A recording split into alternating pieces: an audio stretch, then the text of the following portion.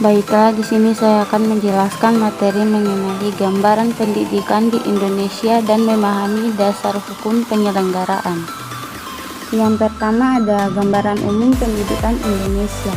Sekolah merupakan salah satu wahana membentuk karakter bangsa.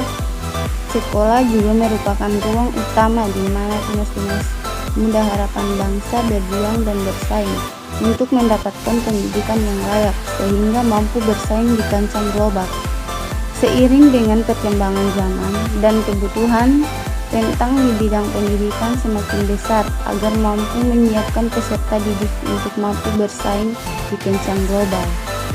Materi selanjutnya ada dasar hukum penyelenggaraan hukum di Indonesia. Dasar hukum penyelenggaraan pendidikan di Indonesia terdiri dari undang-undang, keputusan Presiden, dan keputusan Menteri Pendidikan. Yang pertama ada Undang-Undang Dasar tahun 1945, yaitu pasal 31 Undang-Undang Dasar 1945, pasal 1 dan pasal 2. Pasal 1, tiap-tiap warga negara berhak mendapat penyelenggaraan. Pasal 2, pemerintah mengusahakan dan menyelenggarakan suatu sistem pengajaran nasional yang diatur undang-undang. Yang kedua ada Undang-Undang Nomor 20 Tahun 2023 tentang Sistem Pendidikan Nasional. Yang terakhir ada Undang-Undang Nomor 2 Tahun 1989 tentang Sistem Pendidikan Nasional.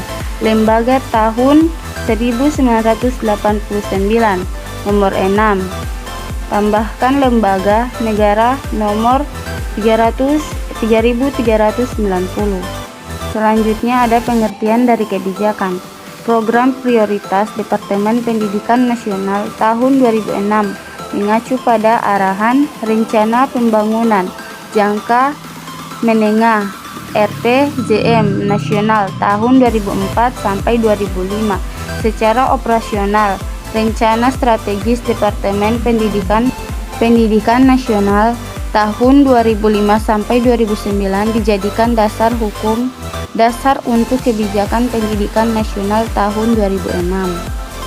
Selanjutnya ada pengertian dari Renstra Depdiknas tahun 2005 sampai 2009.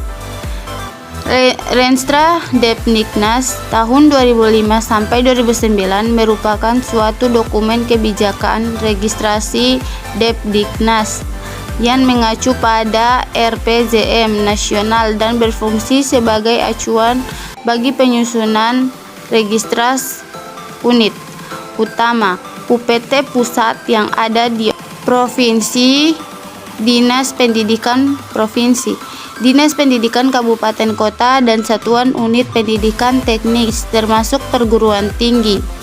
Yang pertama ada Renstra Depdiknas menurut beberapa landasan kontekstual yang diantaranya adalah satu kebijakan jangka menengah yang menggariskan sebuah paradigma pendidikan nasional yang berasaskan pada pembangunan manusia seutuhnya dan bukan SDM. Pertumbuhan mendiet menuju proses pembelajaran dan bukan pengajaran, desentralisasi dan otonomi manajemen pada pengelolaan di daerah dan suatu pendidikan, dan membutuhkan peserta masyarakat. Yang kedua ada pembangunan pendidikan nasional berdasarkan pada tiga tema utama kebijakan, yaitu perluasan dan peraratan akses pendidikan, peningkatan mutu dan relevansi pendidikan, serta perwujudan governance dan aktualitas yang sehat. Baiklah, itulah materi dari saya. Lebih dan kurangnya saya mohon maaf. Wabillahi taufiq wal hidayah. Wassalamualaikum warahmatullahi wabarakatuh.